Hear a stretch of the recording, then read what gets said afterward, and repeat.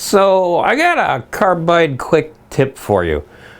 When you turn using carbide, they recommend that every other time or whatever, you'll get a pace for it, that you want to rotate the tip slightly. If it's square, it's easy to figure out.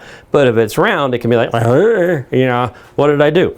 Well, one really cool thing, I'll set this down here, maybe we can see it, is on Easy Wood, they have the name of the cutter and then their emblem right here that are etched in here so you can see those. So when I start a new round cutter, I'll take the emblem and line it up with this corner right here, and then I'll rotate, and once that emblem comes all the way around, I know it might be time to put a new tip on there. However, there are other manufacturers out there who are making their own carbide that don't put little indicators on it. So let me pull this off, and I know I'm going to drop the screw when I do it.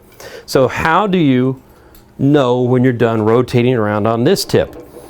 Well, for the longest time, I was really kind of dumb. I'd come up here and I'd just put a little Sharpie mark on there. I thought I was so smart. Well, guess what happens on carbide?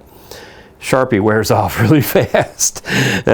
So if you turn your carbide over and make a mark, how'd I get sawdust on there? Well, it's a shop, that makes sense. You make a mark on the bottom like so right there. Now, when you put the tip back on, the carbide is underneath and it's protected.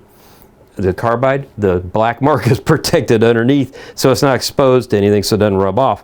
So this mark will exist until you've rotated all the way around. So every time you just get ready to rotate it, after a while, just pick it up, keep it in position, look at it, and you'll see where your mark is. That way you can make sure you get to use up every little bit of that carbide you paid for.